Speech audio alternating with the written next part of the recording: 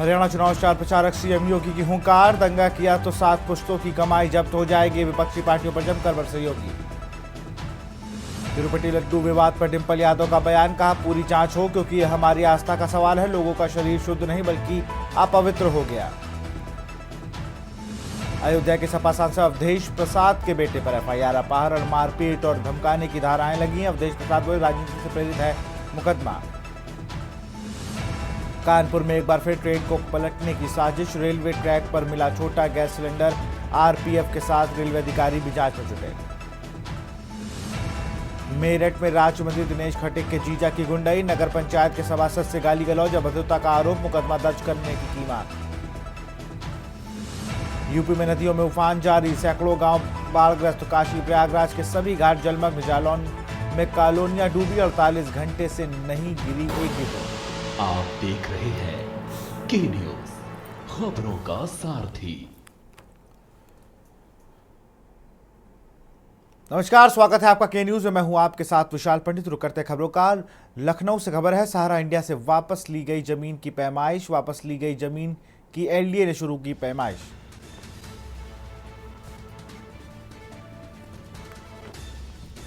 100 एकड़ जमीन पर नहीं कराया कोई काम।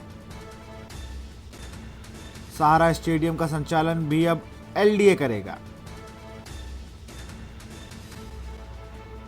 स्टेडियम में चल रही कोचिंग का जारी होगा टेंडर। लखनऊ से खबर, सहारा इंडिया से वापस ली गई जमीन की पैमाइश, वापस ली गई जमीन की एलडीए ने शुरू की पैमाइश। सहारा ने पूर्व में ग्रीन बेल्ट 100 एकड़ जमीन पर नहीं कराया कोई काम।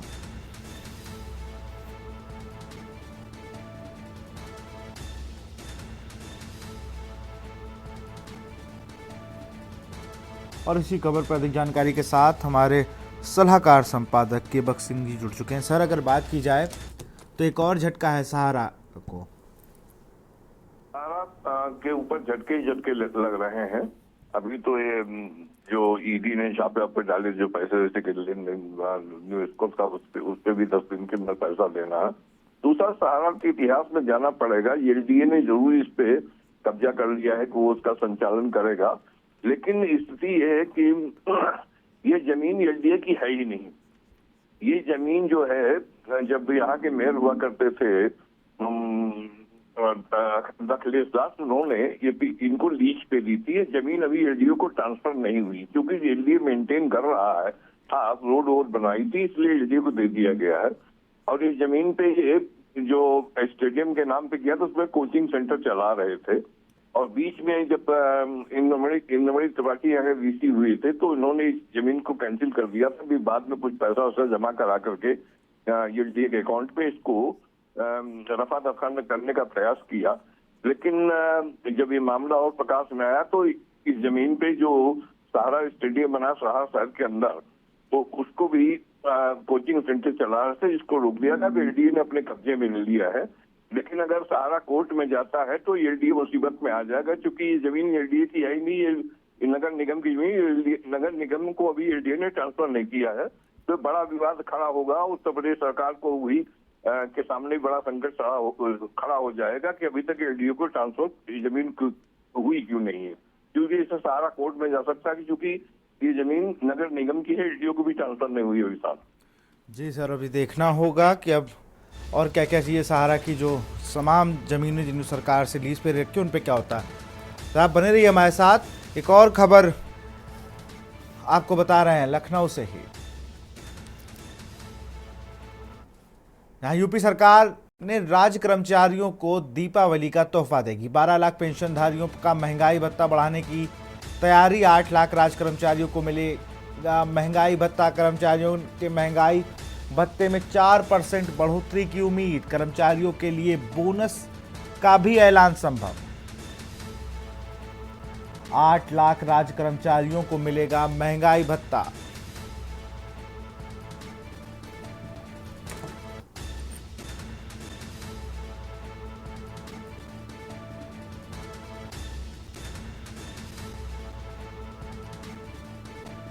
कर्मचारियों के महंगाई भत्ते में 4% बढ़ोतरी की उम्मीद।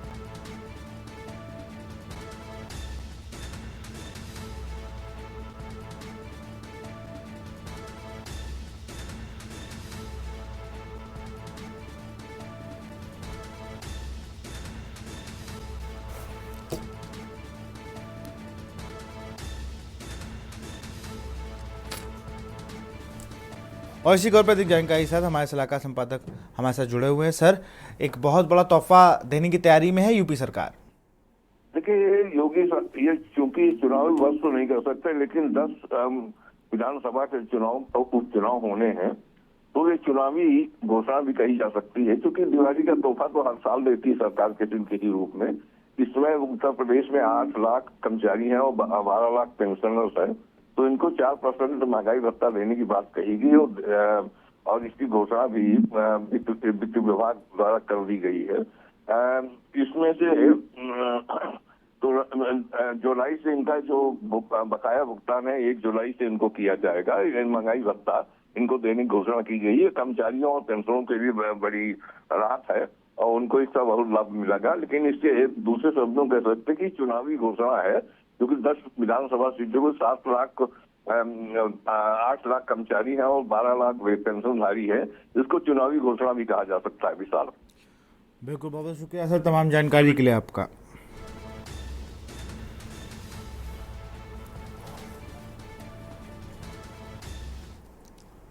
लखनऊ से खबर है, कैबिनेट मंत्री संजय निषाद की पीसी मत्स्य पालकों के लिए वेबसाइट को किया लॉन्च। मत्स्य मंत्री संजय निषाद ने लॉन्च की वेबसाइट। मत्स्य पालकों के लिए वेबसाइट को किया गया लॉन्च।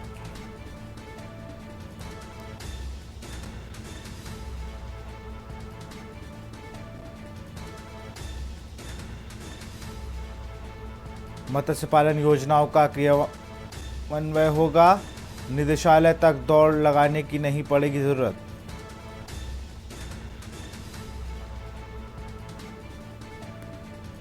मत्स्य पालक समितियों के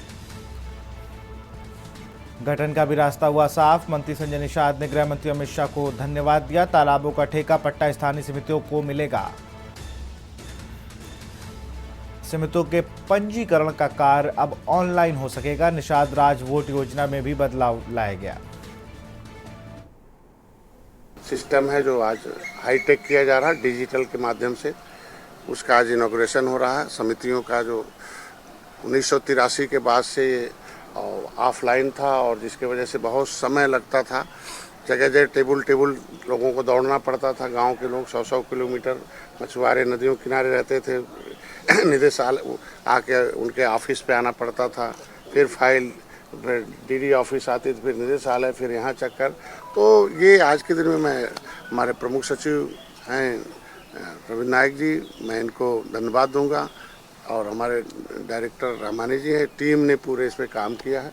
और अब आज के बाद ये ऑनलाइन जो है किसी भी प्रदेश में किसी कोने से बैठकर जो मत्स्य पालक होंगे, मत्स्य क्षेत्र में काम करने वाले होंगे और परंपरागत मछुआरे होंगे, वो बैठे वहाँ से आप ऑनलाइन अपना आवेदन करेंगे। मेरठ से खबर है, राज्य मंत्री दिनेश खट्टिक के जीजा की गुंडई। मेरठ से खबर, राज्य मंत्री दिनेश खट्टिक के जीजा की गुंडई। नगर पंचायत के सभासद से की गाली गलौज। अभद्रता विरोध करने पर सत्ताधारी होने की धमकी भी दी। पीड़ित सभासदों ने थाने में की मंत्री के जीजा की शिकायत कर मुकदमा दर्ज करने की मांग की। पहले भी विवादों में रह चुके हैं गालीबाज प्रवीण कुमार। हस्तिनापुर चेयरमैन सुधा खट्टिक का पति है गालीबाज। चेयरमैन की कुर्सी पर बैठकर देखता है चेयरमैनी के काम। भाषणबाजी, विकास कार्यों के शिलान्यास में मुख्य भूमिका। पत्नी के निकाय चेयरमैन बनने के बाद नौकरी कागजों में पत्नी के साथ सरकारी कार्यक्रमों में रहता है।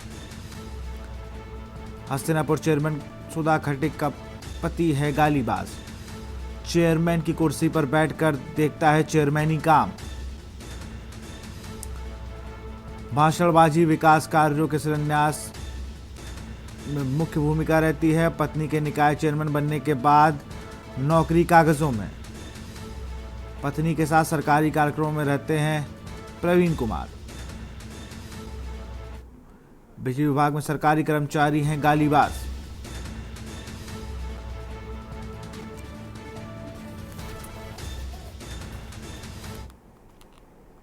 महराजगंज से खबर है, रील्स बनाकर चर्चित हुई युवती से गैंगरेप। महराजगंज की युवती के साथ नेपाल में गैंगरेप। नेपाल ले जाकर युवकों ने किया युवती से गैंगरेप। 3 महराजगंज और 1 गोरखपुर और 2 नेपाल के हैं आरोपी। नेपाल के होटल में दिया गया वारदात को अंजाम। नेपाल राज्य के लुम्बिनी प्रदेश के भैरावा का ये पूरा मामला। 6 अभियुक्तों को गिरफ्तार कर नेपाल पुलिस जांच पड़ताल में जुटी।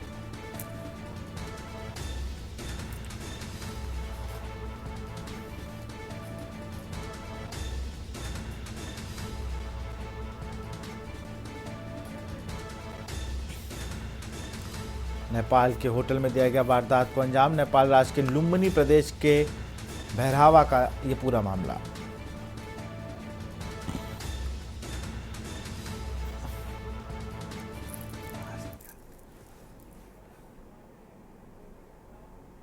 और सीधे आपको हरियाणा के भिवानी ले चलते हैं, जहां यूपी के सीएम योगी आदित्यनाथ क्या कुछ कह रहे हैं, सुन लेते हैं। और कर्मठ नेता को श्री कृष्ण वेदी को आपके बीच में प्रत्याशी बना करके उतारा है। कृष्ण वेदी प्रदेश सरकार का एक कर्मठ मंत्री, कार्य करने का जज्बा है। अनुसूचित जाति में किसी भी जाति का हो, सबको गले से लगाने का जिसके अंदर जज्बा है। कृष्ण वेदी को कमल चुनाव चिन्ह पर विजयी बना करके भेजेंगे। दोनों हाथ ला करके मुझे आश्वस्त करो, भेजेंगे। चुनाव जीत करके जाएंगे। बहनों और भाइयों,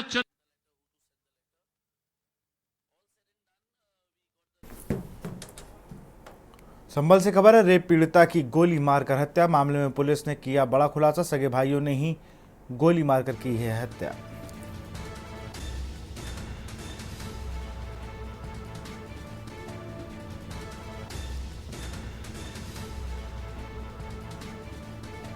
सगे भाइयों ने ही की गोली मारकर हत्या। बहन के गलत चाल चलन बदनामी से की हत्या।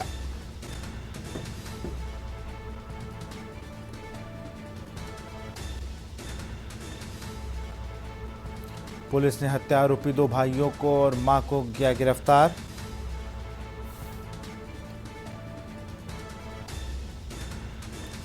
एसपी कृष्ण कुमार ने किया घटना का खुलासा। कैला देवी थाना इलाके का ये पूरा मामला।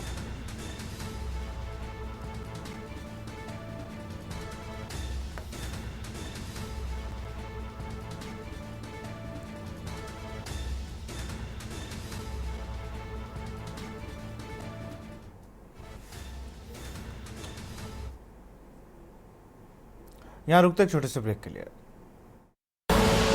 आप देख रहे हैं के न्यूज, खबरों का सारथी। ब्रेक के बाद आपका स्वागत है। बागपत से खबर है, पुलिस पर ग्रामीणों के हमले का मामला। बागपत से खबर, पुलिस पर ग्रामीणों का हमले का मामला। ग्रामीणों ने रमला थाने में किया धरना प्रदर्शन। धरना प्रदर्शन कर पुलिस पर लगाए गंभीर आरोप। ग्रामीणों ने पुलिस पर बर्बरता का लगाया आरोप। निर्दोष लोगों को झूठे मुकदमे में फंसाया जा रहा है। पुलिस पर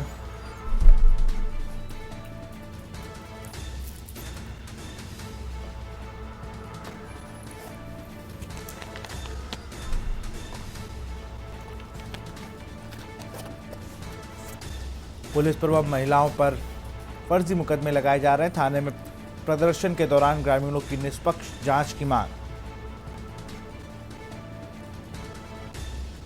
लोगों ने जांच कर सही मामला दर्ज करने की बात कही। पुलिस पर महिलाओं व बच्चों को बेरहमी से पीटने का आरोप। थाने प्रदर्शन के दौरान ग्रामीणों की निष्पक्ष जांच की मांग।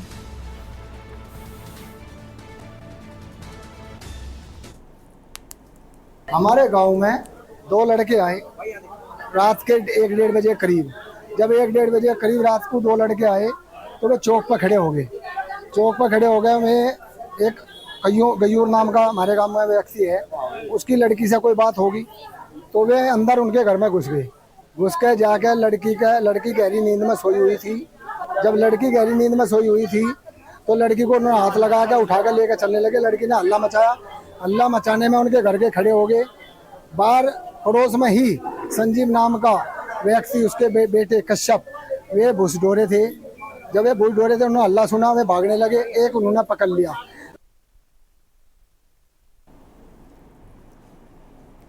बुलंदशहर से खबर है, कोचिंग गए दलित छात्र पर जानलेवा हमला, मारपीट करने का वीडियो सोशल मीडिया पर वायरल, अज्ञात नंबर से फोन कर कोचिंग सेंटर से बुलाया नीचे।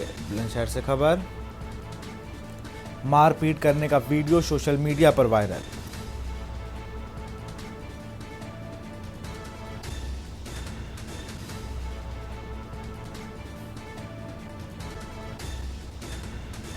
बाहर आते ही छात्र के साथ लात घूसो मारपीट की गई। मारपीट करने का वीडियो सीसीटीवी कैमरे में कैद हुआ है। वायरल वीडियो में दर्जनों लोग छात्र की कर रहे हैं पिटाई।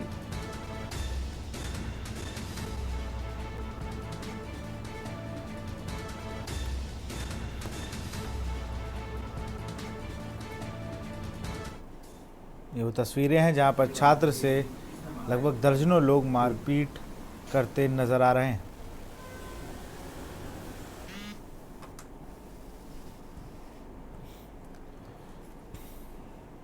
खबर कानपुर से, बाढ़ की चपेट में आए किशोर की मौत। कानपुर से खबर, बाढ़ की चपेट में आए किशोर की मौत, खेत पर पैर फिसलने से गड्ढे में डूबा था किशोर। पुलिस, एसडीएम सदर समेत अधिकारी पहुंचे मौके पर। कटरी इलाके के कई गांव में भर गया बाढ़ का पानी। कई गांव में बाढ़ से हालात हुए हैं बदतर। बनियापुरवा का रहने वाला था मृतक किशोर, पिता के साथ खेत गया था मृतक आदित्य। नवाबगंज थाना क्षेत्र के कटरी का ये पूरा मामला।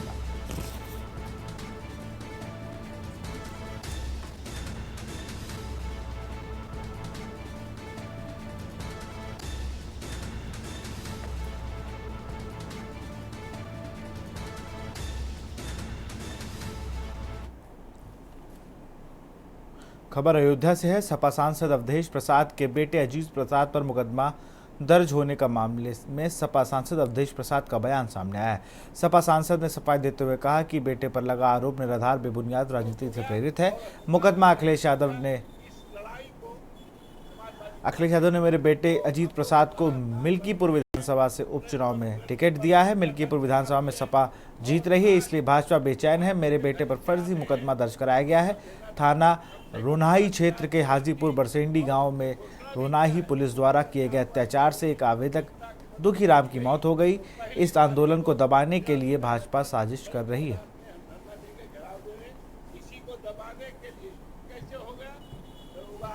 हमारे बेटे अजीत पर जो आरोप लगा है पूरी तरह से निराधार है, मिथ्या है और राजनीति से प्रेरित है।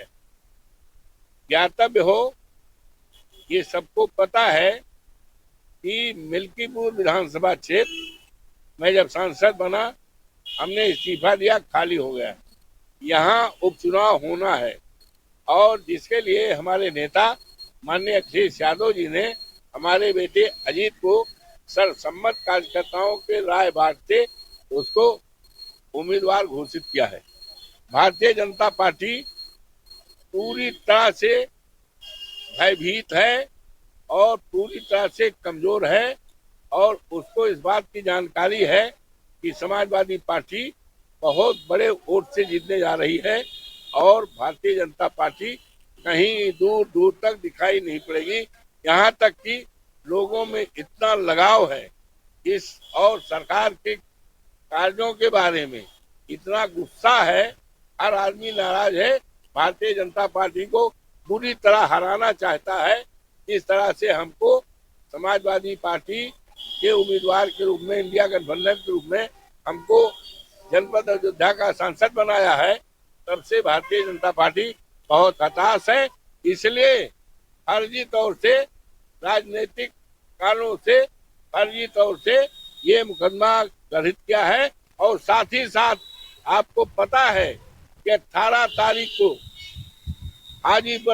हाजीपुर बरसेंडी थाना रौनाही की पुलिस ने 18 तारीख को जब अंबरपुर में सरकारी कोटे का चयन हो रहा था, उसमें दुखीराम 35 साल की उम्र थी, वो गया हुआ था वोट डालने और वहां के दरोगा ने जब उसने कहा अरे भाई ये तो सुरक्षित सीट थी, ये तो हरिजन का कोटा था, ये सामान्य कैसे हो गया।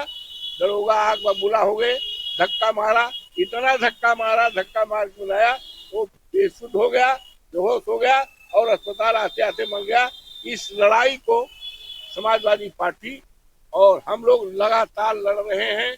प्रेस कॉन्फ्रेंस भी परसों किया था, छपा भी है, और आज उसके घर ही से आ रहे हैं। शोक संवेदना थी, कम से कम 5,000 की भीड़ थी, और इसमें घोषणा भी किया है अगर कार्रवाई न हुई, पीड़िता की मदद न की गई तो 1 तारीख को जिला मुख्यालय पर बड़ी तादाद में हम धरना देंगे, घेराव देंगे। इसी को दबाने के लिए